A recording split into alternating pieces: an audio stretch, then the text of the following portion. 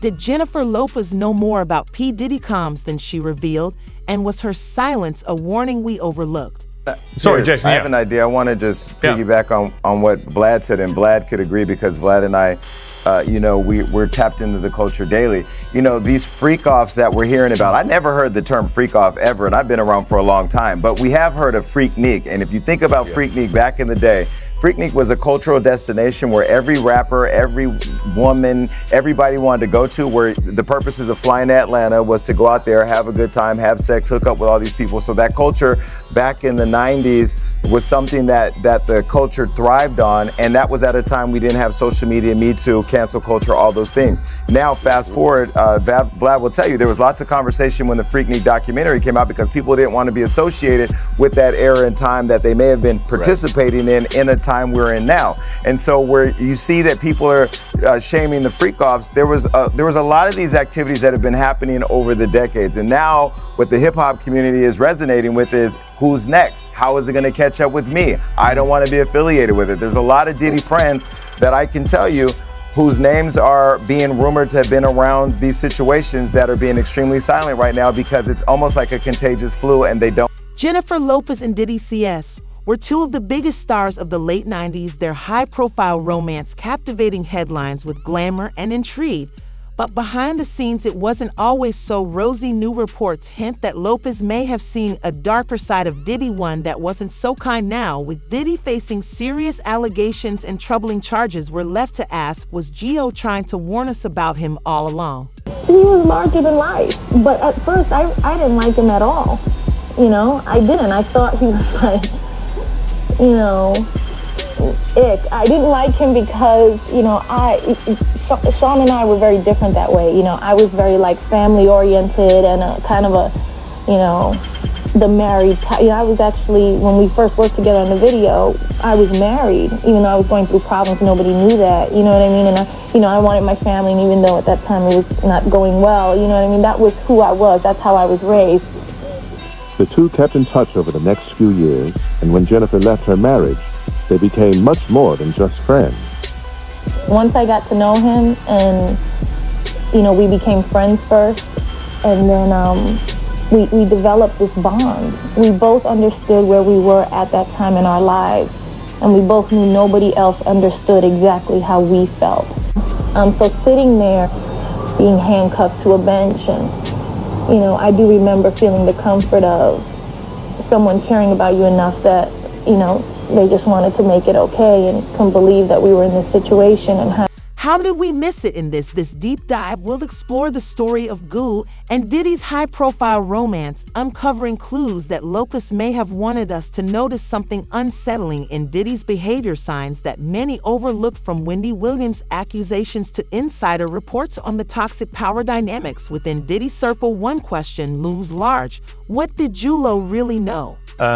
You've also said that there are other big names that will come out in relation to these charges.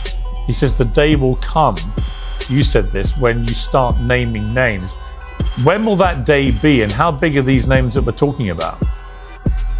People are very interested in that, of course. That comment has been repeated back to me, as you might imagine, many times.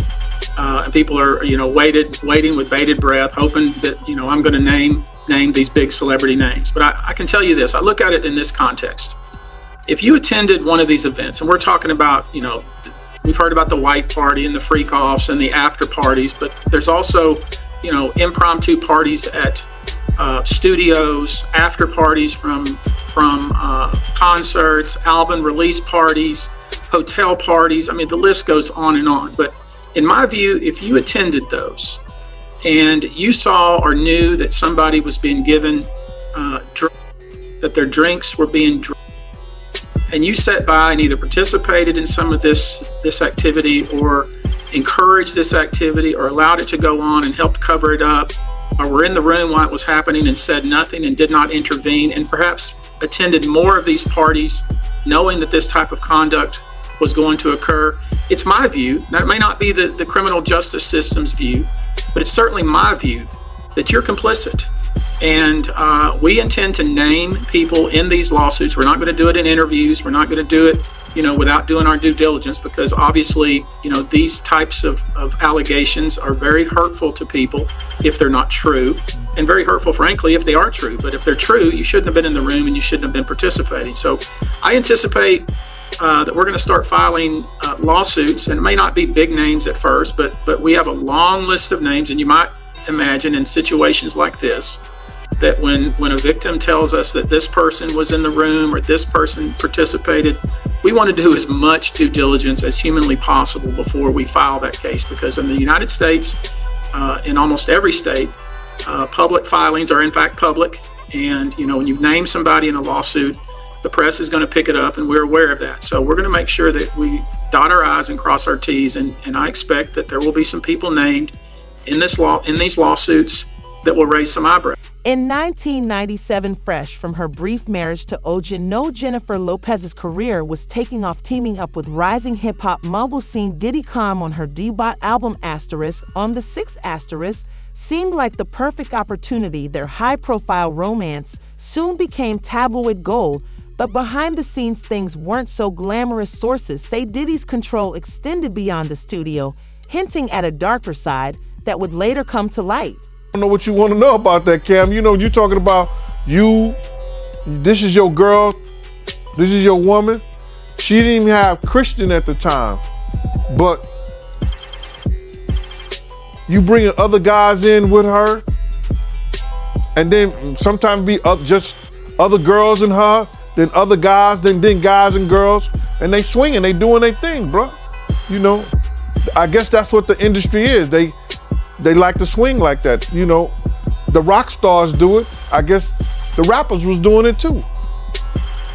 Was that stuff surprising to you, or were you used to it being around the music business? I'm not gonna have, Cam, that's surprising to anybody. Who gonna have their girl having sex with another man because you can have sex with their girl, or y'all switching and y'all, nah, man. That's some beyond me. But I know it happens. Mark Curry has said in an interview that Puff broke Kim Porter's nose when they were fighting on a yacht. Did you ever see anything like that or hear about anything like that? I never seen Puff put his hands on Kim like that, other than snatching her and grabbing her or something like that. But as far as I heard of the nose breaking. That was something that I heard of that. I seen somewhere that, he treated J-Lo different than he treated Cassie and Kim. Well, I know that I never seen him with the play fight like he used to do with Kim, because that's how it would start off. He would start off with the play fight, hitting her with pillows and all like that. I guess that love tap, I don't know, I wasn't into that. I've never been into that with women. So he would start off like that, then it would always probably go up to something, a higher level, or where she wanted him to stop playing with her like that because he may have gotten a little too rough for her. But I never seen him do Ms. Lopez like that. And when J-Lo was around, I used to always just call her Ms. Lopez. He would do the flirtation and like have a lot of girls around and then try to play her like that, but she would check that. And I put in my book one particular night where she was in the we was in the studio and a lot of girls was up there, and J-Lo got, Miss Lopez got mad, and she went home and she put on some jeans and sneakers and put her hair back into a little bun and a ponytail, and she came back to the studio, and Puff had a new song for her because she was heated, and he got rid of all those girls that was in the studio. So he never tried to, straight up, talk to her crazy or anything around people. Never. I never even heard him raise his voice to her. Okay. Totally different. Totally different. Totally different. But you got to realize with Kim them and most other people that I've seen them be around, they depended on him. Ms. Lopez didn't depend on him. You know, she had her own. As Lopez and Diddy's relationship heated up, so did whispers of his ruthless side. Radio host Wendy Williams, famous for her blunt style, found herself abruptly fired from New York's Hot 97, later accusing Diddy of orchestrating her dismissal to silence her. She described him as putting her through hell, a warning that largely flew under the radar. But her struggles with him were far from over. The whole feminization of hip hop culture from the 80s on, you know. I think he's taken the words out of my mouth. Yeah, I mean, you talked about how, when we were younger, you wear an ear in your left ear, and that was considered straight, and the ear in your right ear, that'd be gay, and then at one point, people started wearing both earrings, and you know what I mean? And then they started wearing girl pants, and then they're wearing jeggings, and then, yes, it's very effeminized, but be very clear. There were lots of homosexuals in hip hop back in the 80s too. That was what's worse, hip hop wearing skirts or hip hop being closeted and having a plethora of kids to prove manhood that, and denial of something that you shouldn't have to deny, which is your sexuality. So I hear what Jamar is saying, but we come from a very homosexual era of hip hop as well. There was a radio personality once upon a time. Her name was Wendy Williams, and she was practically burned at the stake for talking about such. And now it's all come full circle. There were many situations, none of which to talk about, but there were many situations back in the day in Puffy. This is my husband, Ohani Noah. Hi. Los engaños, ahí donde empezaron las mentiras, ahí donde empezaron la separación. Jennifer Lopez's first husband, Ohani Noah, says Diddy played a role in his divorce from the triple threat. J-Lo and Ohani's love was short-lived, with the two calling it quits in 1998 after just a year of marriage. This quickly followed by J-Lo's romance with Diddy as he co-produced her On the Six debut album. 25 years later, on Despierta America, Ohani putting blame on the now disgraced media mogul for their divorce. He says Diddy planted the seed for his fallout with J-Lo, claiming their work together led to his crumbled marriage. E.T. has reached out to J-Lo's rep for comment. Parte de ese divorcio fue por parte de Puffy. O me iba a Nueva York para estar con ella. Entonces ahí, en esa distancia, en esa separación, fue donde empezaron los engaños. Ohani also alleging the controversy surrounding his divorce sabotaged his career. Le preguntaría qué fue lo que yo te hice a ti personalmente que me has llevado a la corte. Meanwhile, J-Lo's yet to comment on Diddy's arrest and assault allegations. But after she filed for divorce from Ben Affleck in August, a 2014 interview with radio host Big Boy resurfaced and has since gone viral for how Jen responded when asked about two of her exes. You see two people floating. Oh, you see Ben Affleck. And you see Diddy.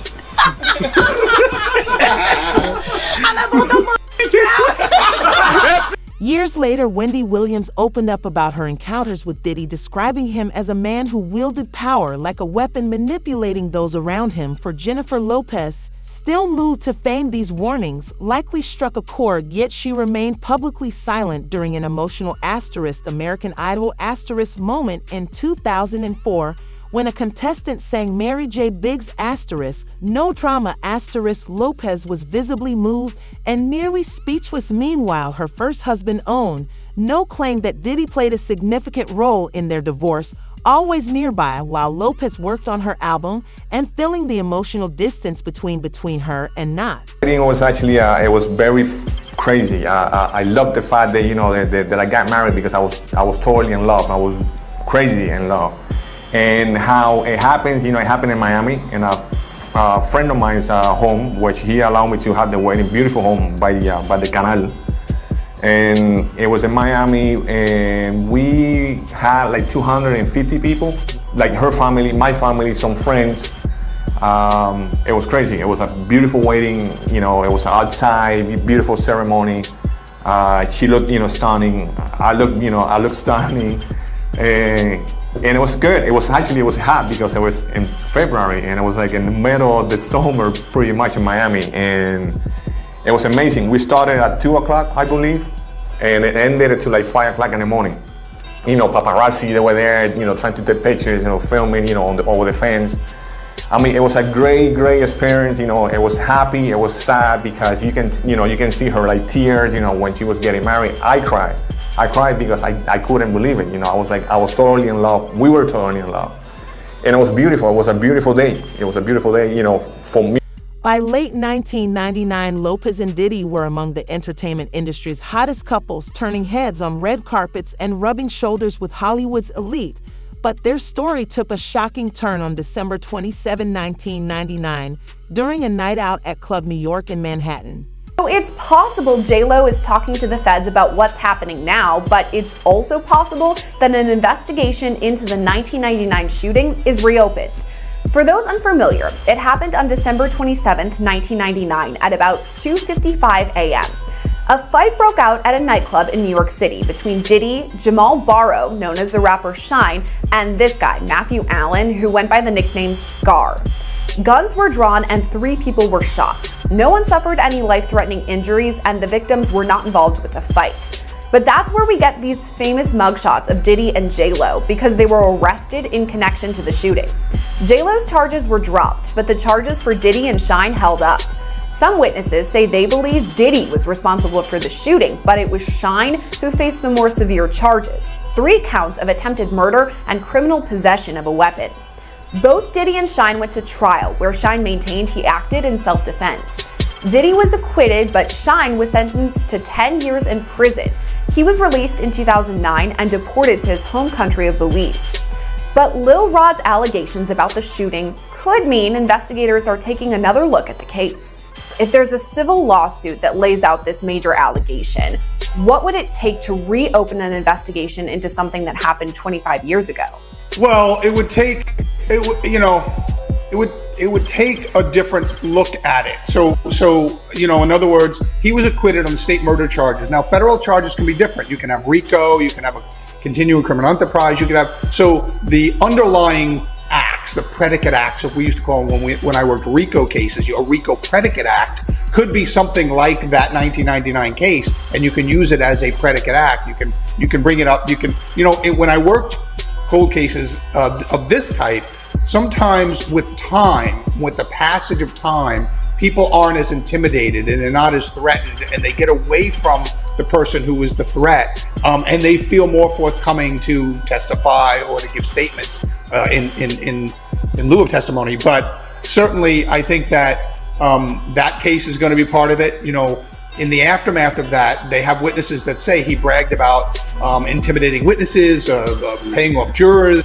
Certainly when you have that kind of stuff, if you go back and you find that juror that was paid off, or jurors, multiple, that may have been paid off, certainly that gives you the impetus to kind of come forward and refresh those charges on a federal case. So the federal cases will be a little different. The charges are a little different, so it's not double jeopardy. And so I think that case that you mentioned, that you cite, I think is certainly one of the ones they're looking to build into a much bigger, to me, maybe a RICO type case. One victim, Natania Reben, later made disturbing allegations claiming Diddy had pulled the trigger that night. But despite his acquittal at trial, Rubin vividly described being shot as feeling like a flaming hot sledgehammer to her face in a 2024 interview. She expressed a willingness to have the bullet fragment removed from her skull as evidence underscoring both her trauma and her conviction and Diddy's culpability. Yes. Puffy, J-Lo shooting situation? I was the one that drove J-Lo to the precinct. And Puffy, I was the one in the cell with Puff talking to him. Okay, so you showed up right after the shooting? I showed up, I got called that night to go right to the scene. To the scene? The chief called me and said, you need to go right to the precinct now. So you were an investigator on the case? Yes. Describe the chain of events that led to the shooting that night. Well, I get the phone call. It was late at night, and I was told to get to the Midtown North precinct because they already had, I didn't go to the scene of the shooting at first because they already had picked up Puffy and J-Lo and Shine. And I was told to go to the precinct, which I did. And when I got there, I think all the attorneys applauded me. Ed Hayes, Harvey Slovis, all the guys were there. Because I knew right away, because they had a barricade up where the attorneys wait outside. And as soon as I got there, I knew it, that these guys were they were waiting for their clients. They were right at the scene. And then When I saw Chief King, I remember his name. He was the duty chief. He was like, Derek, you're in charge. Like, I'm just going to assist you. You tell me what you need to get done. But it really wasn't my case. It was the squad's case. It was the Midtown South squad, because it occurred in their land and in their jurisdiction. Even though we were at the North, Midtown North, we had to go back to Midtown South. But by then, Matt McDonough's got involved, the DA. He was kind of difficult to deal with, but he got involved, and then he took over the investigation with the Midtown South squad. Okay. I just really assisted them. So what happened that night? Well, apparently there was a dispute inside the Club New York, and it was Club New York? Yeah, Club New York, I think it was. There was a dispute between Puffy, Shine, and I guess J-Lo. Yeah, well, J-Lo wasn't really involved. I mean... Well, she was Puffy's girlfriend. She was his girlfriend, but it wasn't really so much her involved. It was more like Shine got involved with somebody, and I think words were passed off, and I think Shine fired his gun. Okay. Wasn't there something like one of the guys threw a bunch of money in Puffy's face? Yeah, that happened too. I'm sorry. There was money thrown at Puffy. They had words, and then that's when the gun came out, and shots were fired. Okay, so the argument breaks out in the club. And you're saying that it was between Shine and Puffy and some other guys? Yes. Okay. Do you know who the other guys were? Yeah, I think it was this kid from Brooklyn. What was his name? He's deceased now. Scar? Scar. Matthew Allen. Right, Matthew Allen. Right. Okay. So according to this, Puffy was carrying a bottle of champagne, accidentally bumped into Scar. Okay. A shoving situation occurred, and one of Scar's friends threw a wad of money in Puffy's face. That could be correct, for what I remember. And then Shine started shooting? Shine got involved. I think there was words though first. There was like words going back and forwards, and I think Shine had a gun. I'm pretty sure Shine had a gun on him. And shots were fired. And Shine got caught, as a matter of fact, when he ran out of the club that night. Okay. The police were there very quickly because it's right in Midtown. So they got there relatively quick, and then he got picked up. Okay, and the girl got shot? I don't know if she got shot. I'm not sure if she got wounded, but it might have been glass too. Rapper Shine Barrow, also at the nightclub, that night was convicted and sentenced to 10 years in prison for his role in the shooting. Since then, Shine has alleged that Diddy betrayed him, describing himself as the scapegoat who took the fall for Diddy's actions. Supporters of Sean Diddy Combs have come forward since our interview with Natanya Rubin, and you remember we talked to her. She says that Diddy is the one who shot her at that club. But the supporters are now saying that Diddy didn't even want to take a plea deal in the 1999 club shooting because he was, quote, so sure of his innocence. They also said that information from someone who is claiming things that aren't true, who's looking for a payday. They said payday is not going to change that. Natanya Rubin joins us once again now. Natanya, we appreciate your time again. First of all, I want to know your reaction to these people now around Diddy who are coming out in support of him, saying that he was so sure of his innocence and that that's the reason he didn't take a plea deal in the case that you were involved in where you got shot. So first and foremost, Brian, thank you for having me back on. And I give very little credibility to what they're saying because while everyone else is Monday morning quarterbacking, I am the survivor. And it is my assertion wholeheartedly that Mr. Combs was inappropriately charged originally. His charges should have mirrored that of Mr. Jamal Shine Barrow. He should have been charged with attempted murder, reckless endangerment, criminal possession of a weapon, and firing that weapon in an open environment. And you bring up Shine. One of the questions that I've gotten several times since the last time we spoke to you is that people want to know whether you believe that Shine was convicted of a crime he didn't commit because he is the one who ultimately... Absolutely not.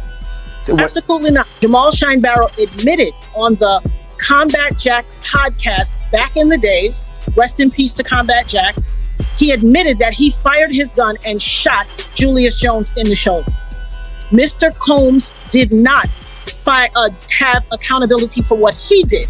I physically, who better to tell you what happened than the person who got shot smack dab in between my eyes? Back then, Natanya, do you feel like they had made up their mind about who they were going to blame for this before they even talked to you, or?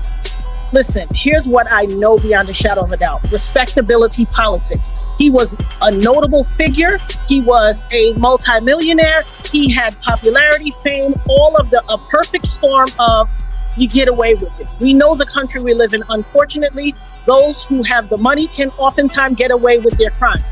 Unfortunately, and those who don't have the same social ranking are overlooked. And that's what has happened. By the grace of God, God saw fit to keep me whole, keep my mind sane and functioning, and keep me alive for such a time as this. And make no mistake, the gravity of the danger and the peril that I face and that I'm exposed to for having my say now, for what was done to me 24 years ago, is not lost on me. But let me make clear beyond a shadow of a doubt, I am not now, nor have I ever been suicidal. I love life, and I'm grateful that God spared my life back on that fateful day on December 27th, 1999. I'm a living miracle. Yeah, you are And clearly so, a very... If anything, Sorry to and interrupt I'm you, but also you a are healthy a woman. very strong woman. I mean, that is very, very... Lopez has suggested that Diddy's need for control went beyond just infidelity, indicating their relationship was more troubled than she initially revealed. As Diddy faces serious allegations, we're left to question the past. Was Jula's silence about him a warning her reluctance to speak out could be a strategic choice to distance herself from his influence without reopening old wounds, given everything we know now? An 18-year-old kid, just wanting to do nothing other than make my mother proud and make Belize proud and do what all of us want to do, be recognized for our talent and take over the world. I was defending him, and he turned around and called witnesses to testify against me, and he contributed. He pretty much sent me to prison.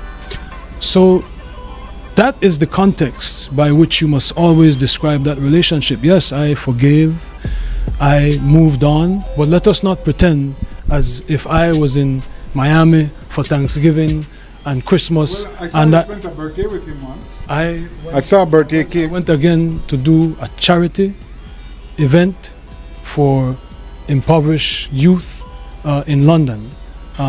So let us not lose sight of what the cold hard facts are.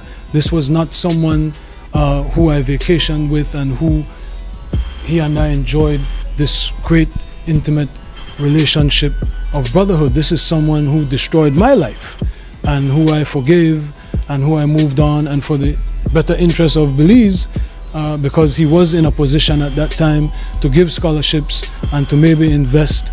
I would not deny attempting to bring the investment to Belize and to bring the contributions to education to Belize, but don't distort it as if he and I were bombali. This is someone that destroyed my life, but do I take any joy or any satisfaction with what he is going through? Absolutely not. I am different than maybe other people. No one needs to fail for me to succeed. No one needs to suffer for me. At the height of your professional relationship, or thereafter through the reconciliation, when he was an instrumental part of promoting you through Revolt Media, were you aware of these freak-off events, and were you aware of them? Did you have any participation in them? Oh my goodness, Jules Vasquez. Jules Vasquez. Were you aware of them? Jules Vasquez.